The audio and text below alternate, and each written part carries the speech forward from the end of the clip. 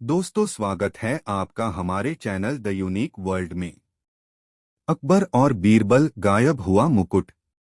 दोस्तों, एक समय की बात है। सम्राट अकबर के भव्य महल में एक अजीब घटना घटी जिसने सभी को चौंका दिया।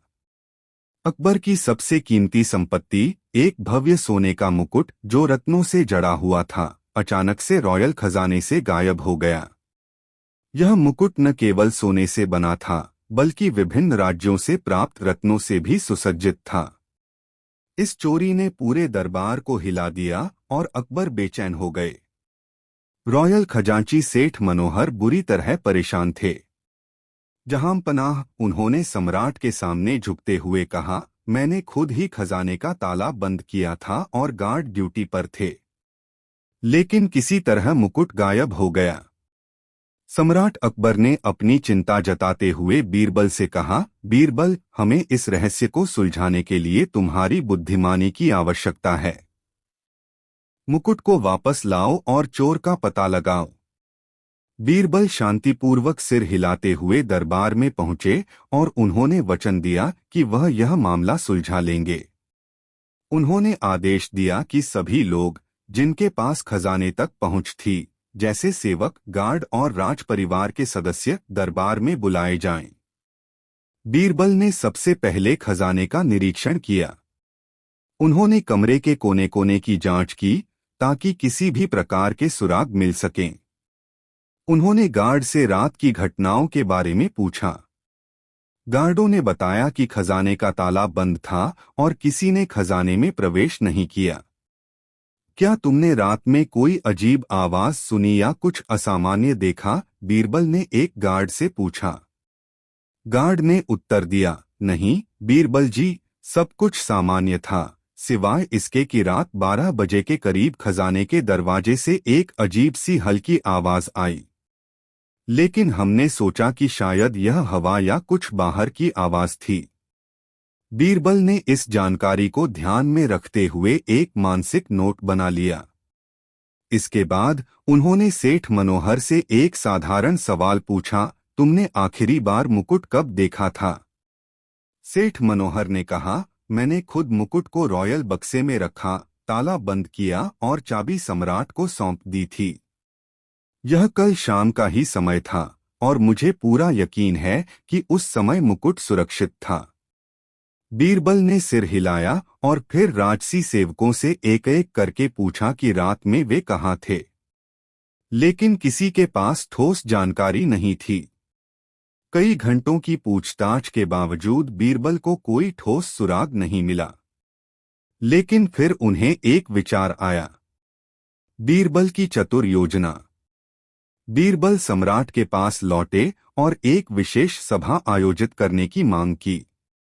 अगले दिन अकबर ने सभी दरबारियों और रॉयल सेवकों को सभा में बुलाया।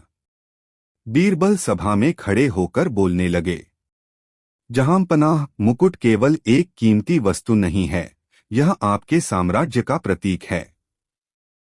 इसे वापस पाने और चोर का पता लगाने के लिए हमें एक परीक्षण करना होगा। बीरबल ने नाटकीय तरीके से रुकते हुए कहा, आप में से प्रत्येक ने मुकुट को देखा है और कुछ ने इसे छुआ भी होगा, लेकिन केवल चोर ही इस मुकुट के एक गुप्त विवरण को जानता होगा।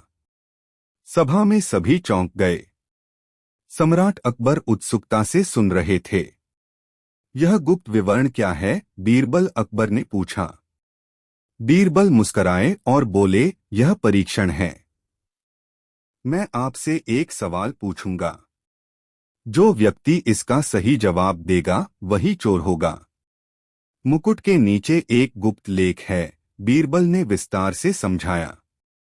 यह लेख एक बड़े रत्न के नीचे छुपा हुआ है। यह केवल राज परिवार और खजांची को ही पता है, लेकिन चोर ही इस विवरण को जान सकता है। बीरबल के शब्दों ने सभी को चुप कर दिया।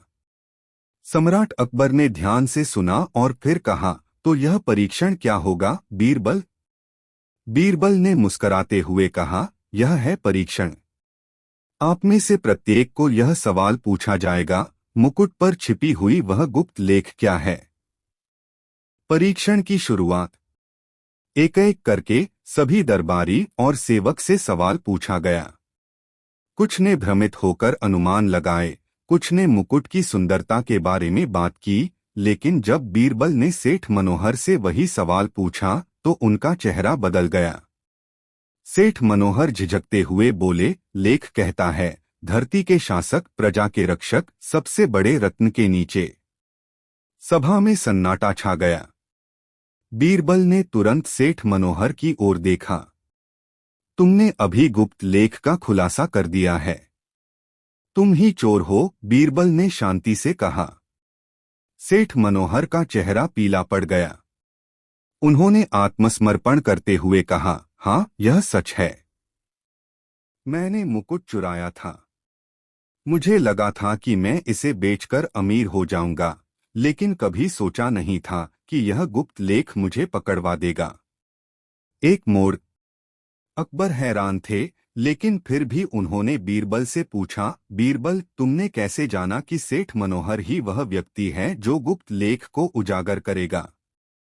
बीरबल मुस्कराए और बोले, जहांपनाह, मुझे पता था कि सेठ मनोहर के पास मुकुट और खजाने की चाबी थी। लेकिन जब मैंने गार्ड और सेवकों से पूछा तो किसी को भी लेख के बारे में जानकारी नहीं थी। मैंने समझा कि केवल वही व्यक्ति जिसने मुकुट चुराया होगा, वह इस विवरण को जानता होगा। सेठ मनोहर को गिरफ्तार कर लिया गया और मुकुट बरामद कर लिया गया। अकबर बीरबल की चतुराई से बहुत प्रभावित हुए। बीरबल, तुम सच में सबसे बुद्धिमान हो।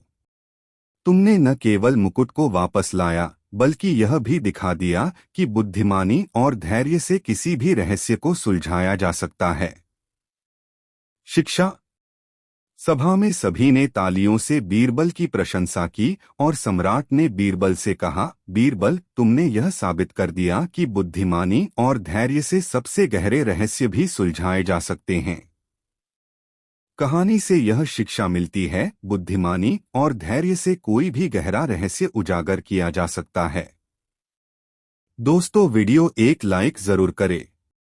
अकबर और बीरबल, धैर्य की परीक्षा।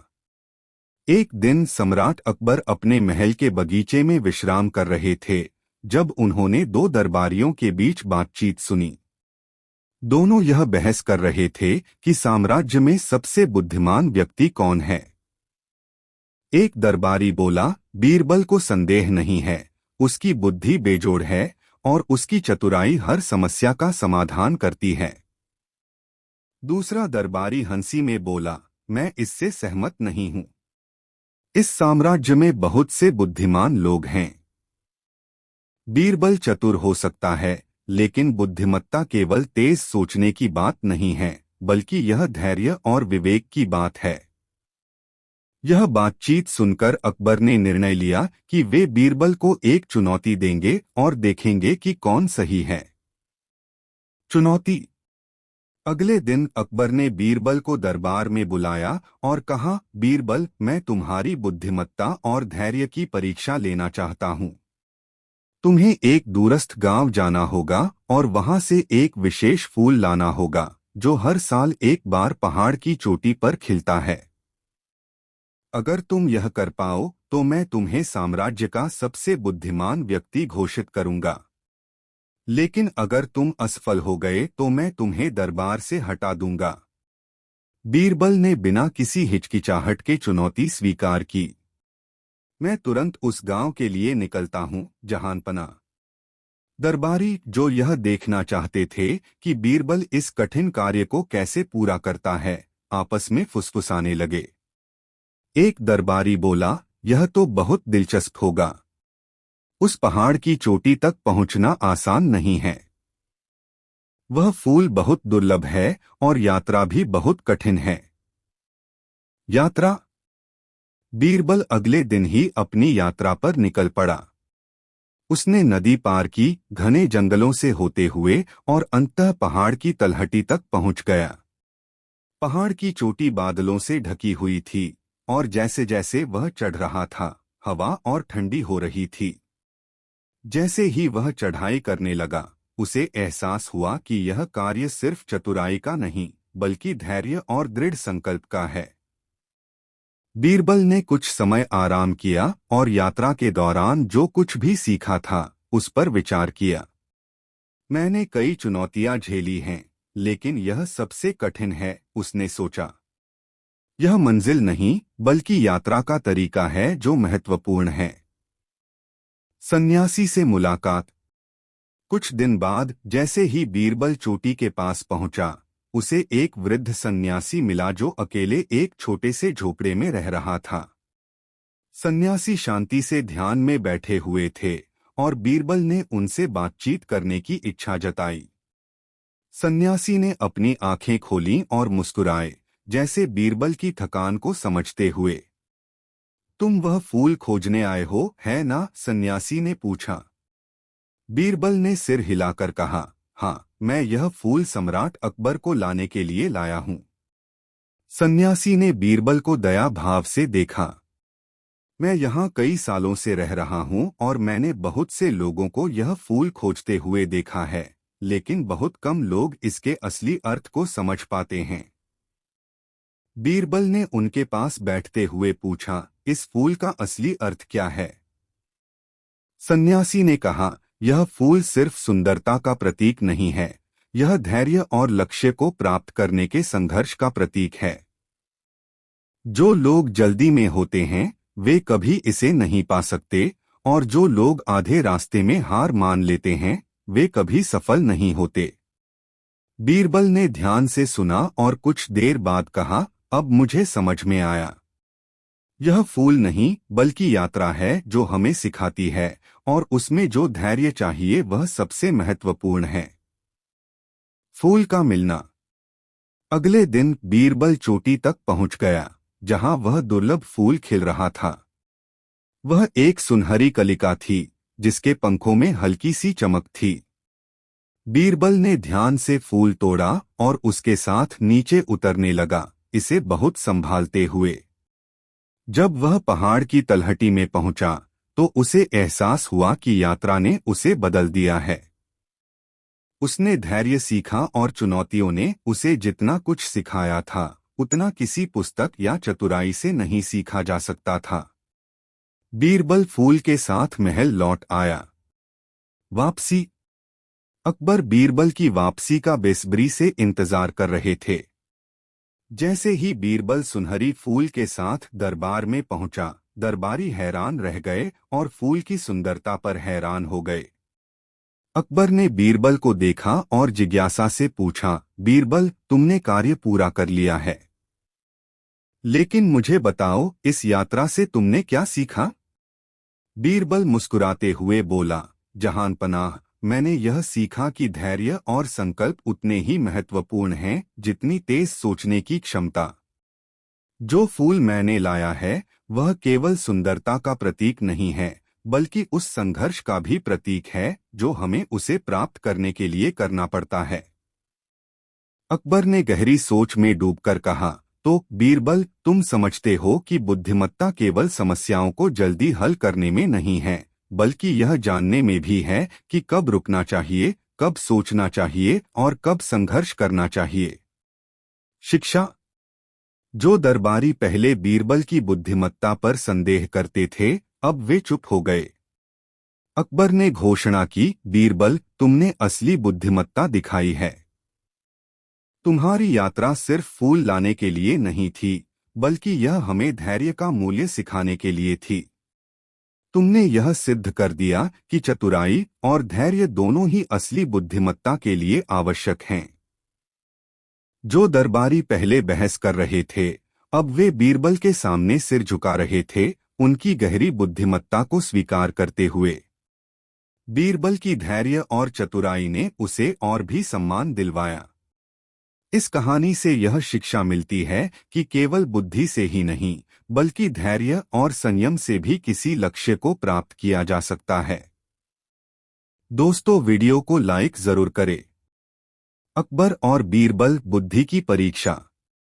दोस्तों, एक बार मुगल सम्राट अकबर के दरबार में उन्होंने एक विशेष प्रतियोगिता आयोजित करने का निर्णय लिया। इसका उद्देश्य था यह पता लगाना कि उनके दरबारियों में सबसे बुद्धिमान कौन है। चुनौती यह थी कि प्रत्येक दरबारी को एक कार्य दिया जाएगा और जो इसे सबसे चतुराई और व्यावहारिक तरीके से हल करेगा उसे सबसे बुद्धिमान घोषित किया जाएगा। अकबर ने सभी को दरबार में बुलाया और घोषणा की, मैं तुम सभी को एक कार्य दूंगा। इसे पूरा करने के लिए तुम्हारे पास 3 दिन का समय होगा। जो इसे सबसे अच्छे तरीके से पूरा करेगा उसे इनाम मिलेगा। पहले राजा टोडरमल को बुलाया गया, जो वित्त मंत्री थे। अकबर ने कहा, तुम्हारा काम है कि 3 दिनों के भीतर लोगों से 100,000 सोने के सिक्के एकत्रित करो, लेकिन उन्हें सीधे पैसे मांगने की अनुमति नहीं है। राजा टोडरमल ने गहराई से विचार किया। उन्होंने एक योजना बनाई। उन्होंने अपने सहायकों को भेजकर हर व्यक्ति को एक छोटा सा टोकन या तो एक फूल या कपड़े का टुकड़ा देने का आदेश दिया और कहा कि वे इसे अगले 3 दिनों में वापस लेकर आएं। जो इसे वापस लाएगा उसे एक छोटा इनाम दिया जाएगा। उनके विचार से लोग खुद ही उनके पास आएंगे और इस तरह वे आवश्यक धनराशि एकत्रित कर लेंगे। इसके बाद अकबर ने बीरबल को बुलाया। बीरबल, तुम्हारा काम अलग है। मुझे इस समस्या का समाधान चाहिए। एक बड़ा बाढ़ आने वाला है और नदी के किनारे पहले ही टूटने लगे हैं। हमें फसलों, गांवों और लोगों को बाढ़ से बचाना है। तुम्हारे पास 3 दिन हैं। तुम क्या करोगे? बीरबल ने हमेशा की तरह शांत रहते हुए चुनौती स्वीकार की और कहा, जहांपनाह, मुझे पहले राज्य का दौरा करना होगा और स्थिति का निरीक्षण करना होगा। उसके बाद ही मैं समाधान प्रस्तुत कर सकता हूँ। बीरबल ने 2 दिनों तक राज्य का दौरा किया, लोगों से मुलाकात की, सवाल पूछे और नदी का निरीक्षण किया। उन्होंने किसानों, मछुआरों और गांववासियों से बात की ताकि नदी की प्रकृति, मिट्टी की मजबूती और बाढ़ के संभावित प्रभाव को समझा जा सके। तीसरे दिन बीरबल महल लौटे और अपनी योजना प्रस्तुत की। उन्होंने दरबार में कहा, जहांपनाह, बाढ़ का पानी आना तय है, लेकिन मेरे पास एक विचार है जो मदद करेगा। हमें नदी के किनारों पर अस्थायी बांध बनाने चाहिए जो पानी को छोटे, नियंत्रित चैनलों में विभाजित कर सके। गांवों के लोग इन बांधों को बनाने में मदद करेंगे और स्थानीय सामग्री, पत्थर, मिट्टी और लकड़ी का उपयोग करेंगे। इस तरह हम बाढ़ के पानी को नियंत्रित कर सकते हैं और फसल, घर और गांव को बचा सकते हैं। अकबर बीरबल के स्पष्ट सोच और व्यावहारिक समाधान से प्रभावित हुए, लेकिन उन्होंने अन्य दरबारियों के प्रयासों को भी देखने का फैसला किया। 3 दिन बाद सभी दरबारी दरबार में लौटे। राजा टोडरमल ने गर्व से सोने के सिक्के पेश किए जो उन्होंने अपने टोकन योजना के माध्यम से एकत्रित किए थे। लेकिन अकबर ने देखा कि लोगों ने इनाम की उम्मीद में केवल छोटे टोकन लौटाए थे। परिणामस्वरूप राजा टोडरमल की योजना अपेक्षित परिणाम नहीं दे सकी। जब बीरबल ने अपनी योजना पेश की तो अकबर उनके समाधान की व्यावहारिकता और सामुदायिक दृष्टिकोण से बहुत खुश हुए। यह विचार न केवल कार्यान्वित करने योग्य था, बल्कि इससे लोगों को बाढ़ से बचाने का स्थायी समाधान भी मिला। अकबर अभी भी सबसे बुद्धिमान को तय करने में असमर्थ थे। उन्होंने एक अंतिम परीक्षा की घोषणा की। उन्होंने सभी दरबारियों से कहा, महल में कई अनमोल खजाने हैं और उनमें से कुछ गुप्त कक्षों में बंद हैं, लेकिन उनके चाबियों का कहीं पता नहीं है। जो भी इन चाबियों को ढूंढेगा वही सबसे बुद्धिमान साबित होगा। दरबारियों ने हर जगह खोज की, लेकिन चाबियां नहीं मिलीं। तभी बीरबल ने कहा, जहांपनाह, मुझे एक विचार है। उन्होंने खजाने के कमरे में जाने की अनुमति मांगी। वहां जाकर उन्होंने कमरे का बारीकी से निरीक्षण किया। उन्होंने एक दर्पण मंगवाया और उसे सूरज की रोशनी में एक खास कोण पर रखा। जल्द ही सूरज की किरणें खजाने के पास एक चमकती जगह पर पड़ी। बीरबल उस स्थान पर गए और दीवार में छिपा हुआ एक पैनल खोला। उसके पीछे गुप्त चाबियां छिपी हुई थीं। जहांपनाह, बीरबल ने मुस्कुराते हुए कहा, कभी कभी सबसे अच्छे समाधान सीधे नहीं होते। कभी कभी चीजों को अलग दृष्टिकोण से देखने की आवश्यकता होती है। कहानी की सीख।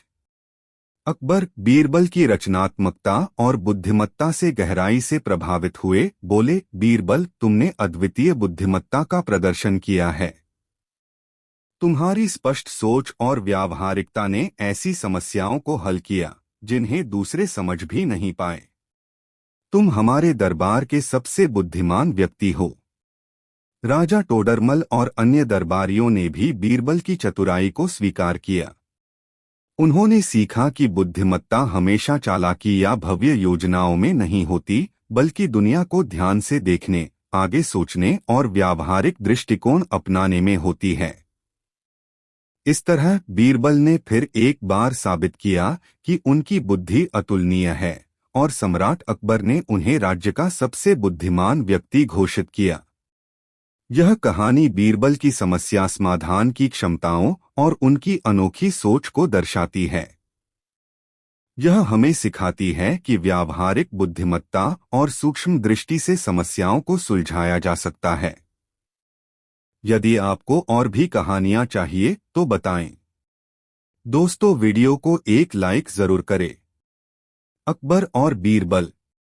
दोस्तों, बादशाह अकबर के दरबार में अक्सर एक दूर के राजा वीरभद्र के अद्भुत खजाने की चर्चा होती रहती थी। राजा वीरभद्र अपनी अपार संपत्ति के लिए प्रसिद्ध थे, लेकिन एक दिन खबर आई कि उनका खजाना रहस्यमय तरीके से गायब हो गया है। राजा ने अकबर से मदद की गुहार लगाई। बादशाह ने यह रहस्य सुलझाने का काम बीरबल को सौंपा।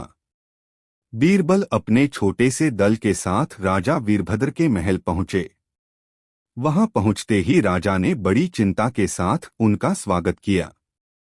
बीरबल, राजा वीरभद्र बोले, मेरा खजाने का संदूक, जो सोने, जवाहरात और दुर्लभ वस्तुओं से भरा था, 2 रात पहले गायब हो गया। यह संदूक कड़ी सुरक्षा वाले तहखाने में था। मुझे लगता है कि इसमें महल के किसी व्यक्ति का हाथ है, लेकिन मेरे पास कोई सबूत नहीं है। बीरबल ने गंभीरता से सिर हिलाया और कहा, मुझे तहखाने का मुआयना करने दीजिए और उन सभी से बात करने का मौका दीजिए जिनकी वहां तक पहुंच थी। बीरबल ने तहखाने का बारीकी से निरीक्षण किया। ताले सही सलामत थे, दीवारों पर कोई छेड़छाड़ के निशान नहीं थे और पहरेदारों ने कहा कि उन्होंने कुछ भी संदिग्ध नहीं देखा। फिर बीरबल ने महल के कर्मचारियों, पहरेदारों और मंत्री से पूछताछ की। उन्होंने उनकी बातों, हाव-भाव और प्रतिक्रियाओं को ध्यान से देखा। अंत में बीरबल ने उन सभी लोगों की सूची मांगी जिनकी तहखाने तक पहुंच थी। राजा वीरभद्र ने थोड़ी झिझक के बाद सूची सौंपी। उसमें 3 नाम थे, मंत्री, मुख्य पहरेदार और राजकोषाध्यक्ष। बीरबल ने एक योजना बनाई। उन्होंने तीनों संदिग्धों को महल के आंगन में बुलाया और कहा, मैं इस रहस्य को सुलझाने के लिए एक दिव्य दिया, दीपक, का उपयोग करूंगा। यह दिया रात भर आंगन में रहेगा। जिसने भी चोरी की है वह इसकी अद्भुत रोशनी से आकर्षित होगा और सुबह तक सच्चाई सामने आ जाएगी। यह सुनकर सभी संदिग्ध असहज हो गए और एक दूसरे की ओर संशय भरी नजरों से देखने लगे।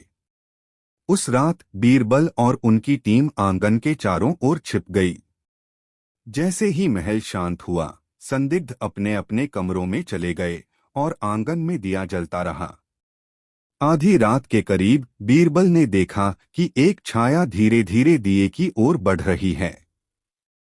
वह व्यक्ति रुका, चारों ओर नजर दौड़ाई और फिर राजकोष की ओर जाने लगा। बीरबल और उनकी टीम चुपचाप उसके पीछे गए और उसे रंगे हाथों पकड़ लिया। वह और कोई नहीं बल्कि राजकोषाध्यक्ष था। राजकोषाध्यक्ष डर से कांपते हुए बोला, मैंने ही खजाना चुराया और उसे महल के नीचे एक गुप्त कमरे में छिपा दिया। मैंने सोचा था कि मेरी वर्षों की वफादारी के कारण मुझ पर कोई शक नहीं करेगा। बीरबल मुस्कुराए और बोले, चोर का मन हमेशा बेचैन रहता है। तुम्हारी यही बेचैनी तुम्हें दिए तक खींच लाई और तुम्हारा लालच तुम्हें खजाने तक ले गया। अगली सुबह चोरी किया गया खजाना बरामद कर राजा वीरभद्र को लौटा दिया गया।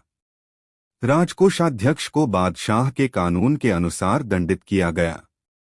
जब बीरबल दरबार में लौटे तो अकबर ने उनकी प्रशंसा की। बीरबल, तुम्हारी चतुराई ने एक बार फिर साबित कर दिया कि रहस्य शक्ति से नहीं बल्कि बुद्धिमत्ता से सुलझते हैं। कहानी की सीख, कोई भी अपराध छिपा नहीं रहता और दोषी का अपराध बोध अंततः उसे ही धोखा दे देता है। दोस्तों, वीडियो को एक लाइक जरूर करें। खोए हुए राज्य का रहस्य। दोस्तों, एक बार की बात है, बादशाह अकबर अपनी सभा में बैठे थे। तभी एक शाही दूत एक अजीब अनुरोध लेकर आया। दूत ने झुककर कहा, जहांपनाह, एक पड़ोसी राज्य संकट में है। उनके राजा रहस्यमय तरीके से गायब हो गए हैं और वे आपकी मदद चाहते हैं। उनका मानना है कि उनके शाही परिवार पर कोई अभिशाप है। अकबर, जिन्हें रहस्यों में हमेशा दिलचस्पी थी, इस मामले को सुलझाने के लिए उत्सुक हो गए। उन्होंने बीरबल को अपने साथ चलने का आदेश दिया। वे उस पड़ोसी राज्य में पहुंचे जहां राजा के लापता होने से प्रजा घबराई हुई थी। उनके आगमन पर राज्य के प्रधानमंत्री ने अकबर को पूरी स्थिति समझाई। उन्होंने कहा, जहांपनाह, राजा एक रात अचानक गायब हो गए और केवल एक पत्र छोड़ गए।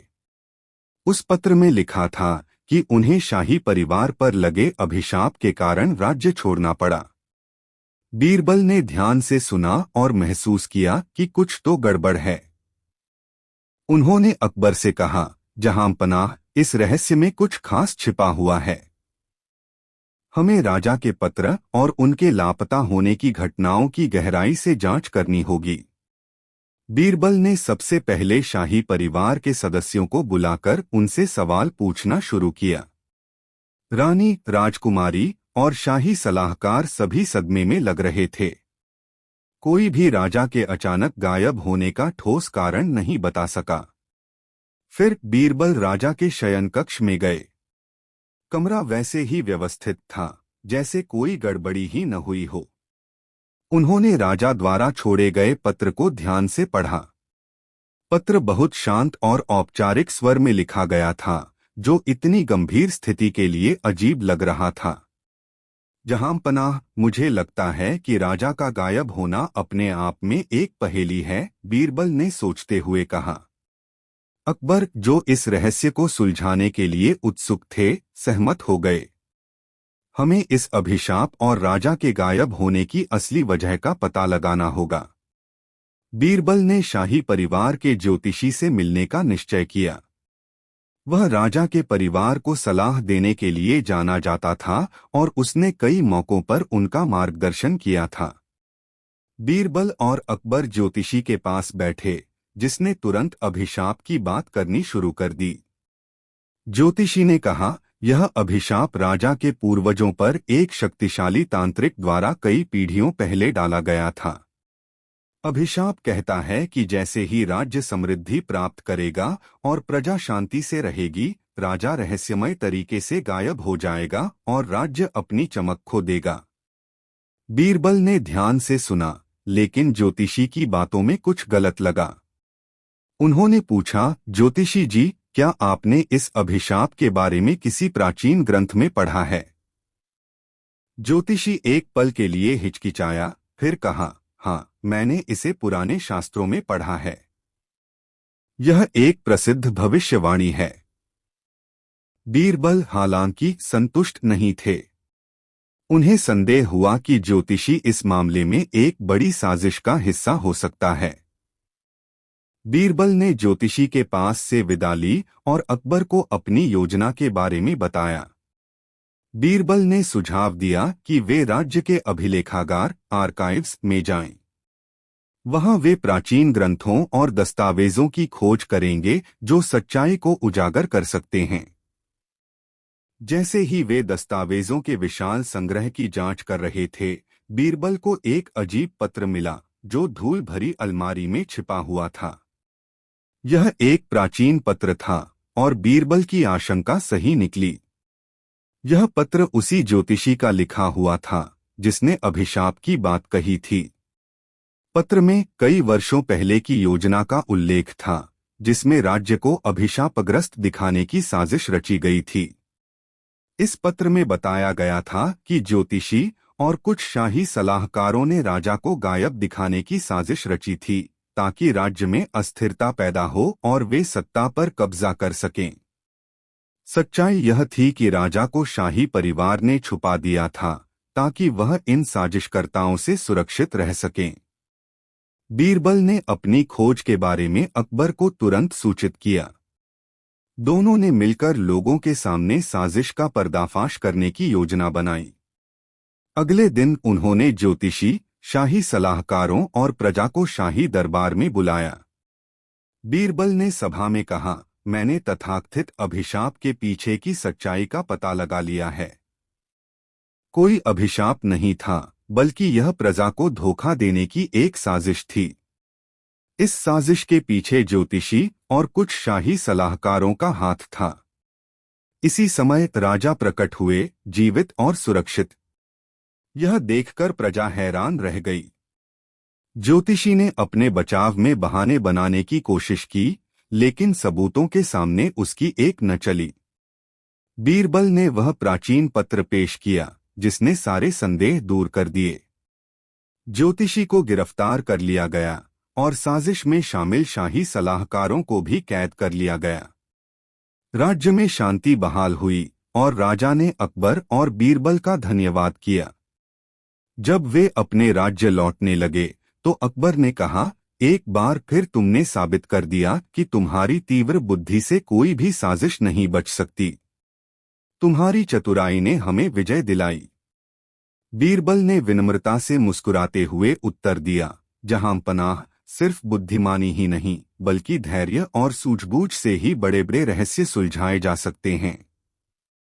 इस प्रकार बीरबल की चतुराई और अकबर की दूरदर्शिता ने एक और रहस्य को उजागर किया। यह कहानी हमें सिखाती है कि सच्चाई हमेशा जीतती है, चाहे साजिश कितनी भी गहरी क्यों न हो। दोस्तों, वीडियो को एक लाइक जरूर करें। बादशाह के 4 प्रश्न। दोस्तों, एक दिन जबकि कड़ाके की सर्दी पड़ रही थी, बादशाह बीरबल के साथ अपने बाग में टहलते हुए धूप खा रहे थे। उनके मन में अचानक एक तरंग उठी और उसके निराकरण के लिए बीरबल को मध्यस्थ बनाकर पूछे है, कौन बोलने को चाहे और कौन चाहे है चुप? कौन चाहे है बरसना, कौन चाहे है धूप? इतना कहने के साथ ही बादशाह बीरबल को धमकाकर बोले, यदि आज के चारों सवालों का समुचित उत्तर न दे सकोगे तो जान से मारे जाओगे। बीरबल को बादशाह का कथन सुनकर बड़ी करुणा आई, क्योंकि बादशाह सचमुच उसकी जान मारने को उतारू हो गए थे। दूसरे करुणा इसलिए आई कि इतने छोटे से प्रश्न के लिए बादशाह इतना उग्र रूप क्यों धारण करते हैं। इसका उत्तर तो एक बुद्धिमान लड़का भी समझकर दे सकता है। खैर, इस समय तो अपनी जान बचानी चाहिए। ऐसा विचार कर वह बोला, मालो बरसन को चाहिए धोबी के मन धूप, साईं चाहे बोला चोर चाहे जू चुप। बादशाह को बीरबल का यह युक्तिसंगत दोहा बहुत भला मालूम हुआ, परंतु वह उससे और भी सरलार्थ चाहते थे, इसलिए फिर बोले, बीरबल, आपका यह दोहा काटने लायक नहीं है, फिर भी मुझे इससे पूरा संतोष नहीं हुआ। इसलिए कोई दूसरी विधि से और स्पष्ट कर मुझे समझावो। बीरबल ने कहा, बहुत अच्छा, और यह दूसरा दोहा रचकर पढ़ सुनाया। अति का भला न बोलना, अति की भली न धूप। अति का भला न बरसना, अति की भली न धूप। फिर भी बादशाह संतुष्ट नहीं हुए। उन्होंने बीरबल से दूसरा उत्तर मांगा। तब बीरबल बोला, हे पृथ्वीनाथ, सबका मूलमंत्र यह है कि अपनों अपनी सभी चाहते हैं, मैं इस संबंध का एक दास्तान आपको सुनाता हूँ, शायद उससे आप संतुष्ट हो जाएं। एक गरीब बाप के दो लड़कियां थीं। उसने उनमें से एक को तो बागवान के घर ब्याहा और दूसरी को कुम्हार से। जब कुछ दिनों के बाद उनसे मिलने गया तो पहले बागवान के घर गया। वहां पहुंचकर कुशल प्रश्न के पश्चात अपनी कन्या का चेहरा उतरा हुआ देखकर उसके सोच का कारण पूछा। वह बोली, हे पिताजी, मैं अपने दुख की बात आपसे क्या सुनाऊं? उसका छूटना ईश्वर के हाथ है। इधर कितने ही दिनों से अवर्षण हो रहा है, जिस कारण सारा बाग का बाग सूखा जा रहा है। उसमें न तो अच्छे फूल आते हैं और न फल ही। तब वह वहां से विदा हो अपनी दूसरी लड़की से मिलने कुम्हार के घर गया। वह लड़की मन मारकर द्वार पर बैठी हुई थी। पिता से मिलकर बड़ी प्रसन्न हुई और अपना सारा दुखड़ा सुनाकर फिर मौन हो गई। पिता ने उसकी ऐसी उदासी का कारण पूछा तो वह बोली, हे पिताजी, मैं आपसे अपने दुख की बात क्या कहूं? इधर कई दिनों से मैं बराबर बरस रहा है। न बर्तन सूखने पाते हैं और न सूखी गोहरी ही आवा लगाने को मिलती है। सब हाल रोजगार बंद है। न मालूम इस बारिश का क्रम कब तक जारी रहेगा। पिता अपनी दोनों लड़कियों की पृथक पृथक चाहना सुनकर चुप रह गया और सोचने लगा, यह सब कुछ नहीं, हम जीवधारी अपनी अपनी चाहते हैं, परंतु ईश्वर किसकी करे और किसकी न करे। वह जो कुछ करता है सब भला ही करता है। इस दृष्टांत को सुनाकर बीरबल ने कहा, पृथ्वीनाथ, यूं तो पेशे के अनुसार सबकी चाहना अलग अलग होती है, परंतु आपके प्रश्नों का वही ठीक उत्तर है जो मैंने पहले दोनों दोहों में आपको सुनाया है। बादशाह बीरबल के उत्तर से बहुत संतुष्ट हुए। दोस्तों, कहानी कैसी लगी कमेंट में जरूर बताएं। दोस्तों, दिल्ली नगर में एक महाकंजूस धनवान रहता था। एक दिन एक कवि अपनी कविता बनाकर उसके पास ले गया। कवि का अभिप्राय था उस धनाढ्य को प्रसन्न कर उससे कुछ धन उपार्जन करना, परंतु उसकी सूरत देखते ही सुमड़े का मन पलदा खा गया। उसने अपने मन में कहा, यह कवि मुझे अपनी कविता सुनाकर मुझसे धन ठगने आया है, परंतु इसने मुझे पहचानने में बड़ी भूल की है। अच्छी बात है, जिस तरह यह कविता से मुझे प्रसन्न करना चाहता है, उसी भांति मैं भी अपनी मीठी दो बातों से इसे प्रसन्न कर कोरा लौटाऊंगा। ऐसी युक्ति सोचकर वह धनाढ्य बोला, कविवर, आपकी कविता तो बड़ी ही उत्कृष्ट है। इसका शब्दालंकार और अनुप्रास का जमक बड़ा ही उत्तम है। मैं अपनी जबान से अधिक क्या कहूँ, इसकी जहाँ तक विशेषता दिखलाई जाए सब थोड़ी है। कृपा कर आप दूसरे दिन फिर मुझसे मिलिएगा, मैं आपको प्रसन्न कर दूंगा। उसके ऐसे प्रशंसनीय वाक्यों को सुनकर कवि फूला न समाया और तत्क्षण वहां से विदा हुआ। दूसरे दिन ठीक उसी समय कवि धनाढ्य के पास गया। चाक छिपाने के लिए धनाढ्य उसे देखकर अपनी गर्दन टेढ़ी कर ली। वह घंटों उससे पुरस्कार पाने की प्रतीक्षा में बैठा रहा। अंत में कोई अर्थ न निकलते देख सेठ के आगे जा खड़ा हुआ। सेठ ने पूछा, तुम कहाँ के रहने वाले हो और मेरे यहाँ क्यों आए हो? सेठ ने इस रुखाई से बात किया मानो उसकी उस कवि से कभी का परिचय ही नहीं था। बेचारा कवि बहुत चकराया और मन ही मन देवता पितर मनाकर आयोजन नहीं किया गया था, और लोग तो अपने घर से भोजन करके आए ही थे। बेचारा कंजूस ही भूखा तड़प रहा था। बहुत देर तक इस आशा में था कि अब भोजन की बारी आती है। शायद भोजन की तैयारी में कुछ कमी पड़ गई हो, जिससे इतना विलंब हो रहा है। जो कुछ था सो था ही। धीरे 2 दिन ढलने लगा, फिर भी किसी ने कंजूस की सुधि न ली।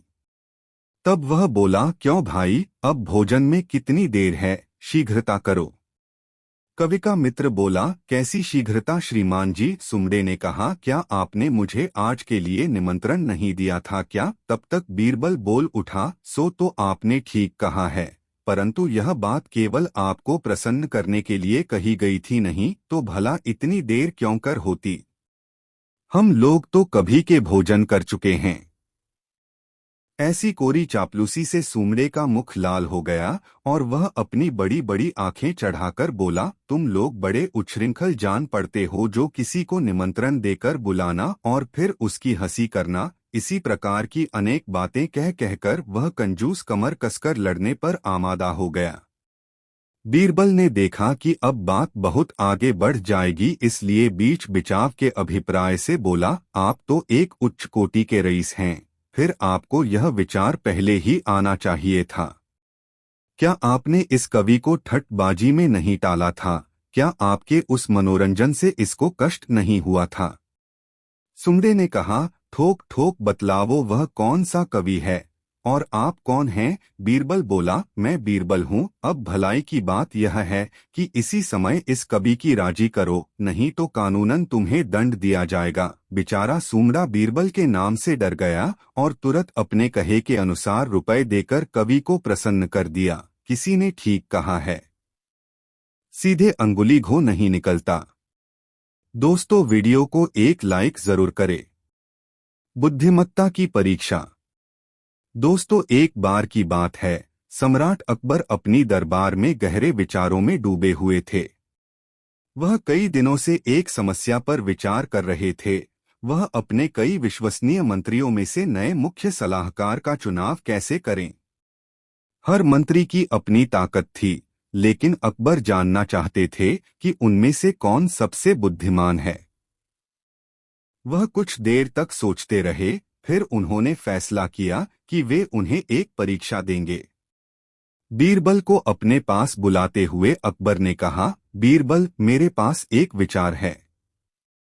मैं अपने सभी मंत्रियों को एक चुनौती दूंगा और जो सबसे पहले इसे हल करेगा वही मेरा नया मुख्य सलाहकार बनेगा। लेकिन मुझे तुम्हारी मदद चाहिए ताकि यह परीक्षा निष्पक्ष हो। बीरबल, जो हमेशा अपने सम्राट की मदद के लिए तैयार रहते थे, ने सिर झुकाया। क्या विचार है महाराज? अकबर मुस्कराए और बोले, मैं चाहता हूं कि तुम एक समस्या का निर्माण करो जो उनकी बुद्धिमत्ता और ज्ञान की परीक्षा ले। तुम इसे जितना चाहो उतना कठिन बना सकते हो, लेकिन यह ध्यान रखना कि यह चुनौती सभी मंत्रियों को समान रूप से दी जाए। जो इसे हल करेगा वही सिद्ध करेगा कि वह सबसे बुद्धिमान है। और बीरबल, यह सुनिश्चित करना कि जो समस्या तुम बनाओ वह केवल एक सच्चे बुद्धिमान व्यक्ति ही हल कर सके। बीरबल कुछ देर सोचते रहे, फिर बोले, महाराज, क्यों न हम उनके सोचने की क्षमता को परखें। मैं एक ऐसा पहेली बनाऊंगा जो दिखने में आसान लगे, लेकिन इसमें गहरी सोच की आवश्यकता हो। अकबर को यह विचार पसंद आया और चुनौती तय हो गई। पहेली। अगले दिन सभी मंत्री दरबार में बुलाए गए। बीरबल उनके सामने खड़े हुए और कहा, तुम्हारी चुनौती बहुत सरल है। बगीचे के बीच में एक पेड़ खड़ा है। उस पेड़ पर 3 रंगों के फल हैं, लाल, पीले और हरे। तुम्हारा काम है यह पता लगाना कि पेड़ पर कितने फल हैं, लेकिन तुम इन्हें सीधे गिन नहीं सकते। तुम केवल देख सकते हो और जो देखो उसी के आधार पर निष्कर्ष निकाल सकते हो। मंत्रियों को यह चुनौती अजीब लगी, क्योंकि यह असंभव सा लग रहा था। वे फल देख सकते थे, लेकिन उन्हें पास जाकर गिनने का कोई तरीका नहीं था, और बीरबल ने स्पष्ट कर दिया था कि वे पेड़ तक नहीं जा सकते थे और न ही फलों को छू सकते थे। मंत्रियों ने पूरे दिन इस पर विचार किया। कुछ ने अनुमान लगाने की कोशिश की, कुछ ने पैटर्न के आधार पर गिनती करने की कोशिश की, लेकिन कोई भी इसे हल नहीं कर पाया। उत्तर। अंत में एक पूरे दिन के विचार विमर्श के बाद बीरबल दरबार में मुस्कुराते हुए पहुंचे। अकबर ने उन्हें देखा और कहा, बीरबल, कोई भी मंत्री पहेली का हल नहीं निकाल पाया। वे सभी सिर पकड़कर बैठे हैं। इसका हल क्या है? बीरबल आगे बढ़े और मुस्कुराते हुए बोले, महाराज, इसका उत्तर बहुत साधारण है, लेकिन यह बुद्धिमत्ता की परीक्षा है। असल में समस्या कुछ भी नहीं थी। बगीचे में कोई पेड़ था ही नहीं। दरबार सन्न रह गया। अकबर ने चौंकते हुए पूछा, कोई पेड़ नहीं? लेकिन मैंने खुद देखा है, पेड़ यही है और फल भी दरबार से दिखाई दे रहे हैं। बीरबल समझाते हुए बोले, सारी समस्या ही झूठी थी। मैंने मंत्रियों को विश्वास दिलाया था कि बगीचे में पेड़ है और उस पर फल हैं जिन्हें गिनना है, लेकिन असल में कोई पेड़ था ही नहीं। असल परीक्षा यह थी कि वे यह समझ सकें कि समस्या क्या थी। जो मंत्री घंटों तक एक असंभव समस्या को हल करने में लगे रहे, वे यह नहीं समझ पाए कि समस्या का असली हल यह था कि ऐसी कोई समस्या थी ही नहीं। अकबर की सराहना। अकबर की आंखें खुली की खुली रह गईं। बीरबल, अब मुझे समझ में आया। तुमने हमें यह सिखाया कि बुद्धिमत्ता सिर्फ उत्तर देने में नहीं, बल्कि समस्या के पीछे के स्वभाव को समझने में होती है।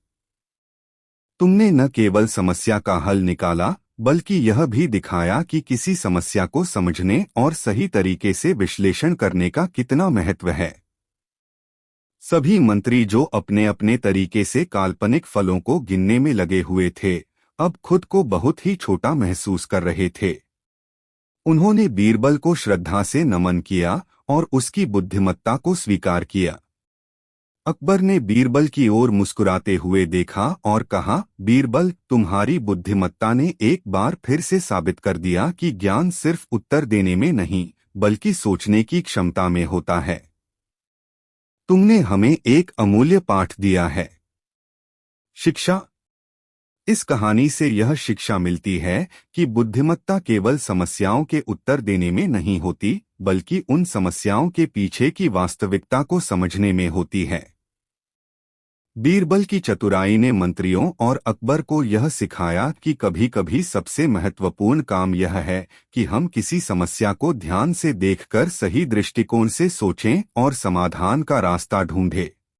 दोस्तों, कहानी कैसी लगी कमेंट में ज़रूर बताएं। ऐसी और नई मज़ेदार कहानी सुनने के लिए हमारे चैनल द यूनिक वर्ल्ड को सब्सक्राइब ज़रूर करें। वीडियो अपने मित्रों को ज़रूर शेयर करें। वीडियो देखने के लिए धन्यवाद।